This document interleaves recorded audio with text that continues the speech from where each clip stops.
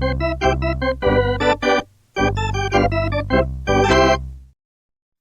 right, Chance, let's get right to it. There it was on a small table in the middle of the Reds clubhouse this week.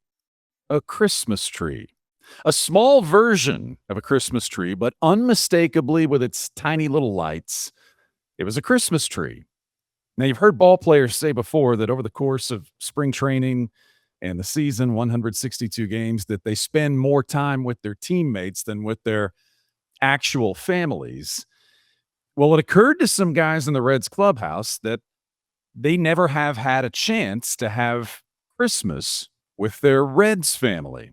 So they got a tree, they drew names, and on Wednesday, June 24th, they had Christmas. And what they unwrapped, these were not gag gifts. This was serious business. I saw a grill, there were some electronics. Tito got a super nice monogrammed travel bag. And Graham Ashcraft got a model deer, roughly about the size of a Great Dane, that he will soon use for target practice before he goes bow hunting in the offseason.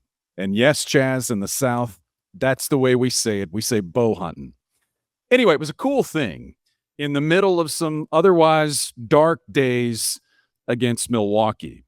So I tell you that story to ask you, Chaz, had you been invited to the Christmas party in June, what gift would you like to give to this Cincinnati Reds team?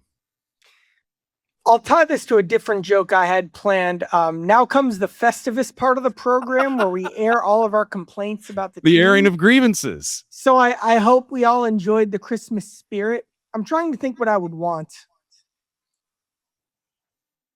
I'd like a coupon for just one meal in the Reds team, like where the players eat. They don't have to be there. It'd be my own time. That's what I would want for my special Christmas gift, is just once to eat like a Reds player. But see, and that's all fine and good, but you missed the question. What would you want to give this team? What does this team need for a gift? Is it going to be socks this year for the Reds? Are you going to get them something nice? What would you give them that would bring cheer, holiday spirit and cheer to the clubhouse? This might be too negative for where we're going. A leadoff hitter, a third baseman, a better plan against velocity, more consistent bullpen, especially from the right side. There you go. Maybe a different in-game decision-making strategy. A lot. There's a lot going on, Brian. There would be a lot of gifts under that tiny Christmas tree if you were playing Santa in this scenario. And then you said it all. Okay. Thanks for listening to Power Stacks. We'll see you. I'm kidding. Kidding, but that is kind of where we're headed right now. But back to the Christmas tree, which I thought was a cool idea. I was talking to Graham Ashcraft. It was very cool. Yeah, I'm talking to Graham Ashcraft about it and how nice the gifts were. And he said to me, man, you're in the show. You should go all out for stuff like this. And I like that. And they very clearly knew each other. Like they were all so personal. That was what impressed me the most. That's right. All right. Speaking of the show, welcome to Power Stacks, proud members of the Growler Podcast Network and proudly presented by Joseph Toyota of Cincinnati. You know, it's a long season. Reds are trying desperately to find a rhythm. The pitching staff is about to get a couple of big arms back soon, and game by game, they're looking for some momentum that they had over the weekend that they lost against Milwaukee. But all of that is baseball. Takes some time, and it's taken some time for the Reds. But at Joseph Toyota, we don't wait to get hot. From opening day to the final out of the season, our team brings its A game every single day. Whether you're shopping for a new Toyota, upgrading your current ride, or looking for a dealership that delivers more than just a vehicle, Joseph Toyota is built to win. As the home of lifetime powertrain protection, we help give our customers peace of mind long after they drive off the lot. And with the Joseph Toyota Advantage Rewards Program, every service visit helps you earn rewards that you can use toward future maintenance, making ownership even more rewarding. So while the Reds are working their way through 162 games, Our team at Joseph Toyota is already in mid-season form, delivering championship-level customer service, unbelievable value, and benefits that keep paying off inning after inning. Thanks for listening to Power Stacks, proudly brought to you by Joseph Toyota, where every customer gets the all-star treatment. And we could all use some all-star treatment at this point. So head on over to Joseph Toyota and thank them for supporting Power Stacks. We'll get to the airing of grievances eventually, but coming up on the show right now, how the Reds navigated the uncharted waters of a rehabbing Elly De La Cruz. Also, who's on second? Chaz, that's an old bit. Who's on second? I know that one. I just want to make sure. The trickle-down effect of having De La Cruz back at shortstop and what it means for the rest of the infield. And you've got mail. You probably don't know that one. That was before your time. The whatever-it-takes strategy used by Julian Garcia to scratch his way back into pro baseball and eventually to his big league debut in Cincinnati. I saw that one Tom Hanks movie. Don't underestimate me. You weren't around for, well, the movie maybe, but you weren't around for what AOL. Yeah. Right. That's not in your before my time. Not in your generation, but that's okay. That's the beauty of this show. One of the many things that makes this show beautiful is bridging the generational gap between Chaz and the old guy here doing the host stuff. Anyway, we'll get to the leadoff spot right now because, as I just said, whatever momentum the Reds had from those back-to-back series wins against the Mets and Yankees, the Milwaukee series sucked that right out of the ballpark. Monday, Tuesday, and Wednesday. Different kinds of games between the first and the last, but a series sweep for the Brewers. And Chaz, you asked Terry Francona post-game on Wednesday a very simple, very fair, very direct question after the third game of that series. What is it about the Reds against the Milwaukee Brewers? Let's just start right there. I'll read a couple quotes and then I'll share a couple takes. Tito's response to that question of what do you need to do better against Milwaukee? Francona said that's too blanket of a statement because every game's different. He said they're a good team. They're hard to beat. They challenge you in so many ways. We just have to be more consistent. I posed the same question to Jose Trevino. He said they're a good baseball team. We've been in a lot of these games. We just need that one thing to click. We just got to go get it. So, they weren't giving the whole game plan away. That was kind of the message you had from Tito and then one of the team leaders. Here's where I'm at. To rattle off a couple takes real quickly. So, like, the Reds have a Brewers problem. I said this to you, though, watching them take the field today. It is a whole different team. Like, these aren't even the same guys who we associate with the Brewers problem. Dunn is new. Myers is new. Sal is new. Gino's new. Marte's not new, but he's only been, a full-time player for a couple of months over the last 3 years, basically the second half of the 2024 season and kind of August and some of July of 2025. And then Stevenson. McLean's been in and out of the lineup right now. Bladay's new, Lowe's new, Arroyo's new. It's a whole new team that still can't get over the hump against the Brewers. It could have been a bad matchup for a different group of guys, but it's a whole new group of guys, and it still feels that way. A theme that was at the forefront of my mind this weekend was velocity. Yeah. That was a topic that got on my radar because the Yankees kind of braggadociously were talking about how the Reds struggle against velocity and planning for that. The Brewers obviously read the scouting report and kind of how the Yankee series went tipped me off. The Reds have the lowest OPS in all baseball. It's below 6 against pitches of 95 miles per hour or more. That's unacceptable. And teams are exposing that, like an offense in the NFL that can't stop the blitz. The Brewers threw 151 pitches of 95 miles per hour or more. And that's with a soft tossing Woodruff starting game one. That's with most of their flamethrowers, Uribe, McGill, Ashby being unavailable out of the bullpen tonight. That number easily could have been over 200 with a couple different personnel things going on. So, and then lastly, there are just some roster decisions, some role decisions, some in-game decisions that we won't get into on this show. We won't go through the weeds of, but this, usually I don't play this game every day. Here's what I would dude, this, that, whatever. Like, there were a lot of those added up this week. It was kind of like a nails on a chalkboard series for me. There was a lot that just grinded my gears in terms of how they structured this whole thing into what felt like the biggest series of the season. Felt like the biggest series because the question was, the Reds had struggled in the division mightily without even facing Milwaukee. This was the first time these two teams had faced each other this season. And the thing you have now is all of these talking points.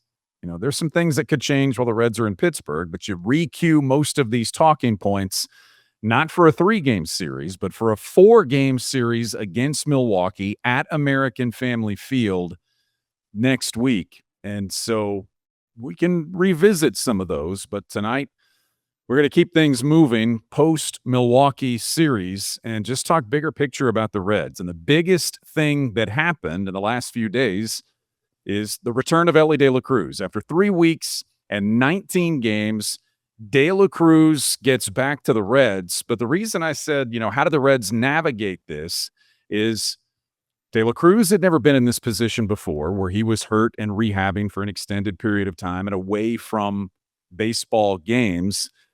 And so the Reds obviously never had to walk him through this process or try to get him back. So that was part of, simplifying that conversation. It's, hey, Elly really wants to speed things up and wants to get back as fast as he can. We have to hold him back. But it's a little deeper than that. What did we find out about how the Reds handled this and how De La Cruz handled it? Well, first of all, it's something you hear a lot about Elly, but it really is true. This guy wants to play. Desperately. And of course, you had the whole back and forth that we've heard a million times. Elly wanted to be back today. He wanted to be back today. He wanted to be back today. It was still a pretty aggressive timeline to get him back when they did. And I think that was a part of the reason why they didn't necessarily activate him on Monday, to prevent having to play him back-to-back games with how few rehab assignment games he would have had under his belt in that schedule. And then, with the time he missed and the fact that it's a soft tissue injury. Even today, I'm rewatching right now this ground out that Elly hit in the 5th inning. I've got this pulled up on my screen, and his sprint speed's 25.9 miles per hour. It's kind of a bang play at first base. I have a hard time saying the word governor, but clearly this is just a situation they've got to monitor and manage, just like they did with Elly during the summer last year. Now, the idea is he took this time off to heal and fix the injury. But Elly wasn't zooming this week like he usually does, and that's fine. You need Elly's bat. You need Elly's glove. He's still going to be a great player. But the governor stuff, which I'm not saying there is one, but any sort of monitoring or managing is kind of the focal point for the Reds right now with him. How do you let him be as aggressive as he can without putting him in any sort of danger? When he came back in the 3rd game of the series, his 2nd game, the 3rd game of the series, had a hit, a couple of walks, had some loud outs, made good contact. That felt familiar. But yes, what will the rest of it look like given the fact that, your racehorse, someone that thrives on that kind of a game and moving, had that kind of an injury? We don't know because it hasn't been told to us. You asked the question the other day, would he go right back to being an everyday player? Would they watch it and take it easy? We don't know how that's going to look yet. But especially given the fate of the team without De La Cruz, that they're going to do everything they can to protect him, to give themselves the best chance of turning things around. But what do we know more about how they're going to handle his return right now and how they handled the rehab? One more quick take before we get to the sound. The 9th inning today or tonight in the series finale was a disaster, but we'll talk about that another time. Joel Kuhnel wanted no part of Elly De La Cruz, and that gave Dane Myers a bases loaded opportunity. Now, Dane hitting a double play that ended it. But let's say you're facing a righty and JJ Bleday's hitting third. Elly's presence in the lineup creates opportunities. It created one for Dane Myers to be a hero. Now, maybe it wasn't the right guy at the plate, but Elly just changes how everything feels, which is why they need him in the lineup as much as they can without having him in the lineup too much. And you'll hear my question to Tito here about Elly and days off, and it kind of takes an interesting turn with my follow-up. Here's me asking a question about Elly to Terry Francona.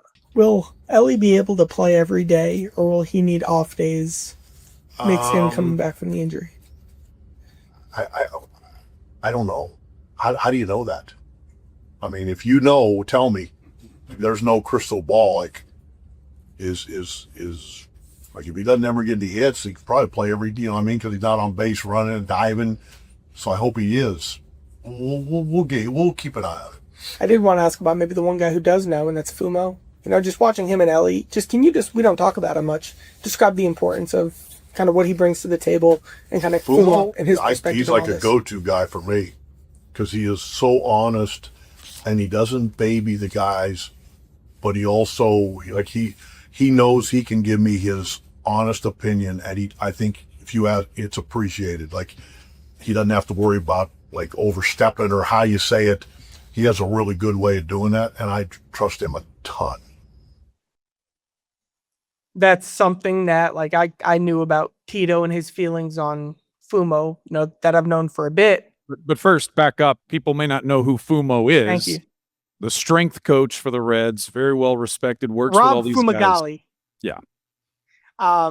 Tough guy, very good at what he does. And like the key word is trust. Like, I've known how much Tito trusts Fumo for a bit now, and not to get too far into the weeds of the coaching staff, but there have been a lot of changes and a lot of, you know, voices that Tito's empowered, kind of new voices on the staff. Like, Fumo is like, Derek Johnson was this before the leave of absence started. Cal Gill was this at first base, or is this. But basically, Cal Arnsberg's a key, huge guy behind the scenes. But really, as much as anybody, Fumo's a guy who was around on the previous staff, who has snapped right in with Terry Francona, and who's, as you heard Tito say, one of his go-to guys. Like, that relationship is so important, especially as you manage a soft tissue injury with your superstar. Like you heard me say to Tito, like, if anyone knows, it's Fumo. And I think Tito, you know, empowers him in that kind of way as well. And that's kind of the process of how they're monitoring and managing this right now. All right. So the question while De La Cruz was out for 19 games was, okay, what are you gonna do? How are you gonna configure the lineup? Who's gonna play second and short? And what kind of options do you have there while De La Cruz is out?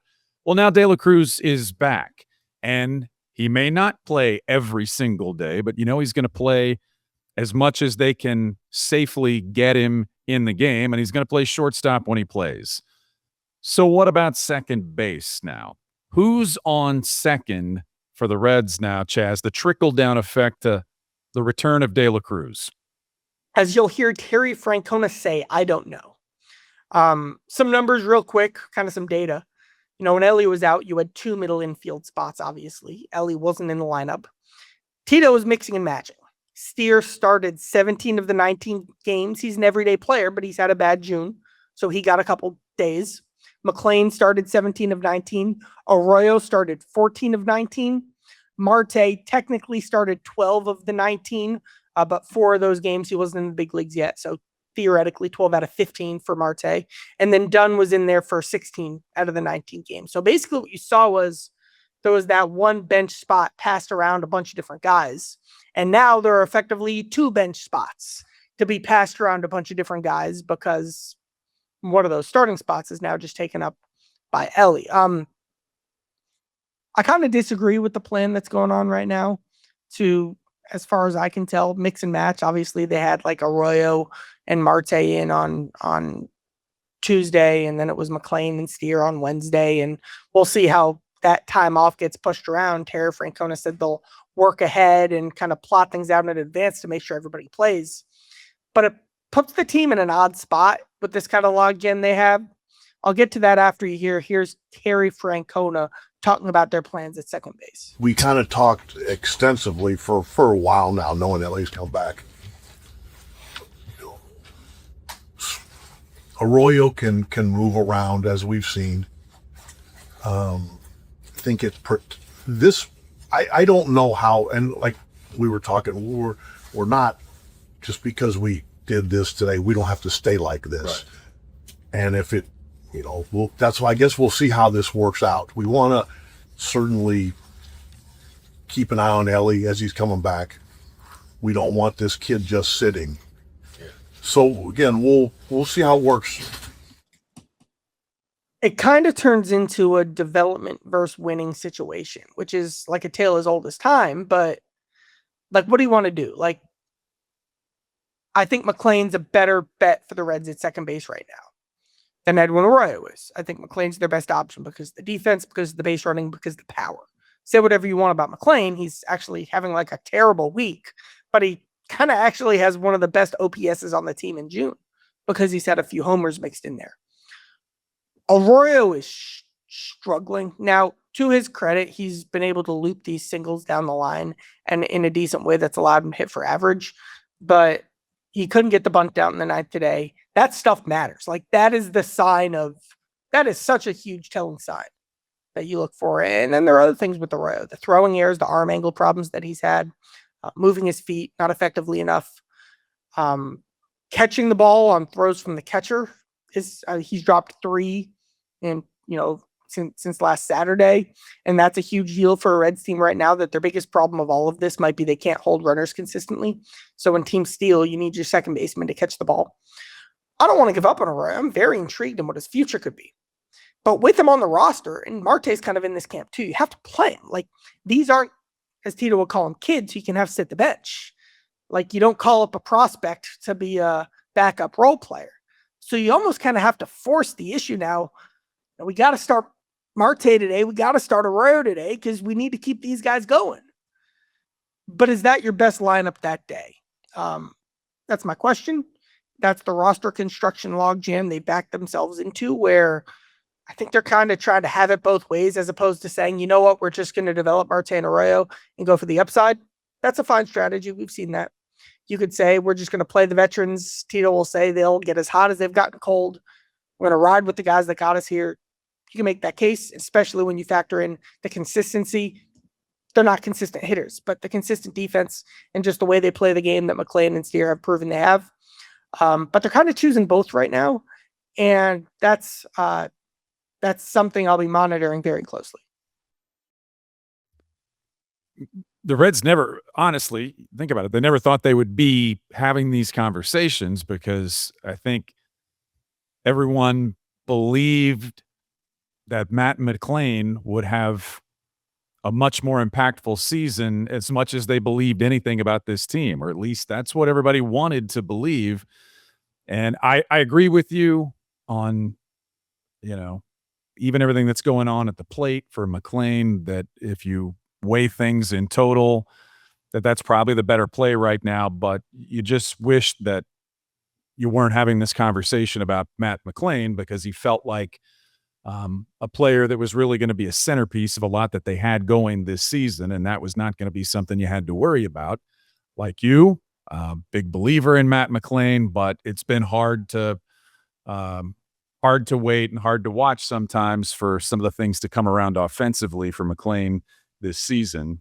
But there's your conundrum. One more conundrum thing, at second base.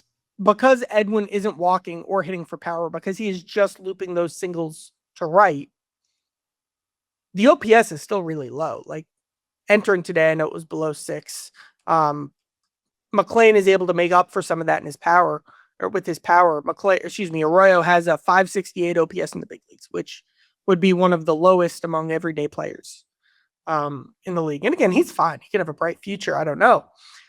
But even the things you like from Arroyo right now haven't necessarily translated yet into true offensive production. Into Charlie's notebook now. And just to set the stage for this, the Reds go through this period where the injuries were adding up, and you lose this person and you lose this arm, and now this guy's on the shelf for a while, and you're looking at timelines. They have now entered the window where you're starting to pick some of those names back off the injured list and get them back to the team. Pierce Johnson is back. De La Cruz is back.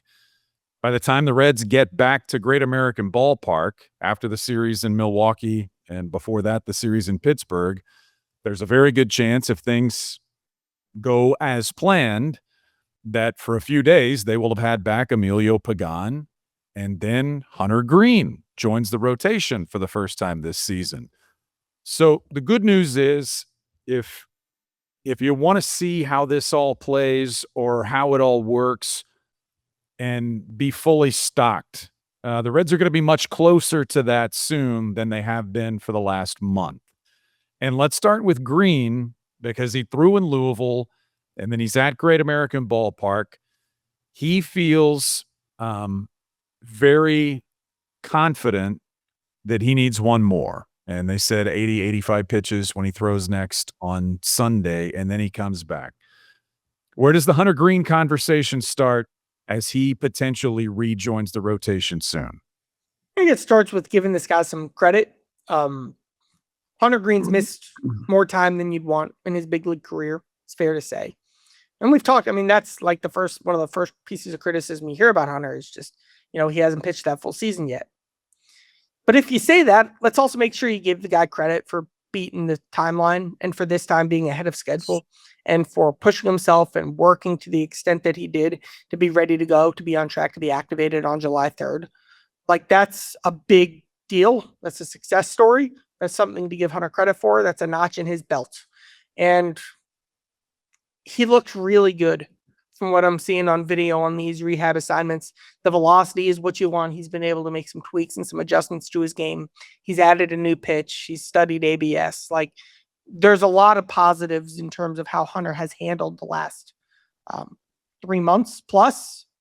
Here's a part of my conversation with Hunter Greene today about kind of what this process has been like for him. Were you able to cut down on some of the time? I mean, this seems pretty good, Yeah. I know I was definitely ahead of schedule. I didn't have any setbacks, so I'm assuming I've been ahead of schedule this whole time. I'm not marking the days on my calendar, so I'm not sure on exact days, but I wouldn't be surprised if I was ahead of schedule about a week and some change or something. Do you know how you were able to do that, or maybe just maybe just no setbacks? Working my ass off. Yeah. And wanting to continue to uphold, the promise that I had when I signed my extension here, and obviously I've missed time, but I can't control that. All I control was being able to put my best foot forward and be as competitive and as dominant as possible to try and make that up as best as I can. But it's something I can't control. It's in the past. It's in the rearview mirror. All I can do is focus on the present and making sure that I'm at my best when I'm back here. I think an underrated part of this too is, like, we all know the story of the injury. Like, Hunter had the stabbing pain in his elbow because of the bone chips. He couldn't finish his breaking balls in spring training. He needed to get the procedure done. Think about what the procedure was, though. He got the bone chips removed. He got the issue fixed. And now he gets to throw with no bone chips rattling around his arm. And I think that's a part of the excitement too. I'll give one more shout out to the two-seam fastball that he's been developing that he's starting to get excited about. It was a project he planned to emphasize in spring training. He didn't really get to do that then, but the fact that he kept it up through his progression to this point, including and especially on the rehab assignment, that's a fun little thing. I mean, we just saw Cam Schlittler shut down the Reds because of the way he used multiple fastballs. We've never seen Greene have any sort of complement to his fastball. So, I mean, I'm very much intrigued. Hunter Greene has an otherworldly arm and is an otherworldly baseball player, but he's human. You can feel that when he mentions the time away and how much he hates to miss, brings up his contract. He wants to compete and he wants to play. And you're right. The fact of the matter is he's missed a lot of time but the human body is not supposed to do some of the things that Hunter Greene does when he throws and injuries happen. But on the way back multiple times, if you listen to him talk, and you and I both had those conversations, he uses the word dominate. If you have a guy with those tools and that makeup who is motivated that way, let's see what happens. I'm intrigued, and let's see what happens. You said he's studied ABS. What does that mean? I mean, nothing crazy, but like, he made a point to be conscious of the ABS zone when he was throwing bullpens. I believe he threw one of his live bullpens in Goodyear Ballpark with the ABS stuff set up to really get a feel for it in that way. And he's been very conscious of how his stuff meshes with the system and how he may or may not have to adjust, just like we've had to see all these pitchers adjust to kind of the way that's impacted the game this season. And so Greene is Sunday for the Louisville Bats. 85 pitches tops, we believe. That's the plan. And then if everything goes well, it certainly seems like all signs point to his return. So, would that just be when the Reds get back to Great American Ballpark after the Milwaukee series, potentially? Yeah, that'd be July 3rd, that series opener against the Orioles. They'd have a decision to make in their rotation. I don't like playing the game of who goes down or who does this. No, or not yet. They have options. Do you move someone to the bullpen? Does someone need a breather? I truly don't know the answers to those. Yeah. But those are all interesting conversations that I think they're going to be having now coming up, especially when you factor in also getting Pagán back. So now at least one of your relievers is also going to have to go down to AAA. A couple moving pieces that kind of work together. It was good to see Pagán at the ballpark this week with his. Pagán looked great. He looked great. Real shout out there. And it felt good. The whole. I noticed when we were watching him throw, and I noticed in some of the photos that were taken, everyone in the ballpark was watching. The ballpark outside of his walk-in music was silent when he was throwing, and a good chunk of the Reds were watching, and then a lot of the Brewers in the outfield were watching, and that was good to see, and good to see him smile and think about being back. So he's Thursday, Saturday at AAA. Is that right?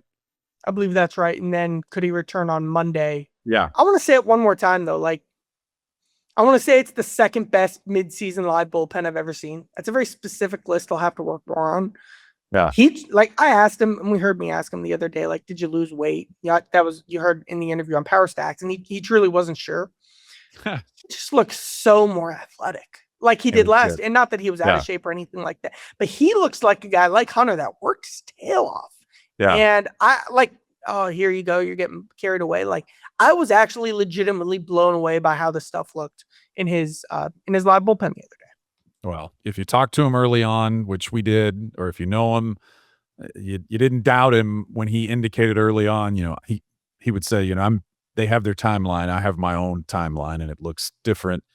But he's worked his way back, and that's interesting to see. Loved the high socks. I thought that was good. He said he had to do that in one of his minor league stops. I don't know if he'll keep that for when he comes back, but I like that look. Fun fact, you know who was his pitching coordinator when he was a prospect, who was in charge of pitching development for, I believe it was the Mariners farm system he was in? In charge of pitching development for the Mariners farm system. No, I don't. Oscar Marine. So they go way back. I know for a fact Oscar had Emilio as a minor leaguer. And as I'm pretty sure I was in Seattle. Yep, as I'm checking this right now, Oscar was a coordinator in Seattle when Emilio was a prospect. I love it. Listen, that's good for the Reds and good for EP. Good to see him back. Only the best now, presented by our good friends at Joseph Toyota of Cincinnati. This one wasn't hard. You get a story like this every now and then. They're all different. We don't know a ton about Julian Garcia outside of the resume that says he was drafted 10 years ago, completely out of professional baseball just a few years ago, and then in his early 30s makes his big league debut at Great American Ballpark. It's a great story if that's all there is to it, Chaz, but what more do we know about Julian Garcia? I think the best thing I could say about the story is that, I interviewed him today for 20 minutes, and we could have done 30. There's that much to it, to how he got to this point. Philly's 10th round pick, kind of had some bad luck because he was at the same spot as this generation of good starting pitching prospects, most of whom have gone on to have nice little, or to some extent big league careers. So he was kind of always trying to stick and kind of trying to get his foot in the door. He got an invite to big league camp in 2021. He did establish himself as a prospect in the Philly system. But they had other guys, and then he kind of ended up in call it a minor league contract year situation. And so Philly kind of said, hey, it's kind of the end of the line with you here. They cut him in 2022. In 2023, he expects that he's done enough to get a job. He had made himself a prospect, big league camp. Again, was kind of just squeezed out due to some roster reasons in Philadelphia. He had indie ball offers at the time, and that was it. And he ended up taking 2023, as he would call it, to be in some ways a mental reset. In other ways, a job search. We've all been there. And here's Julian Garcia, truly sounding just like any of us looking for a job, talking about what he was doing to try to find an opportunity in a major league organization, a minor league system in 2023. I've never heard anything like this. 23, I was going to train and throwing, and that was getting me back into, loving the game. And I'm doing lessons at this place called Slammers back home.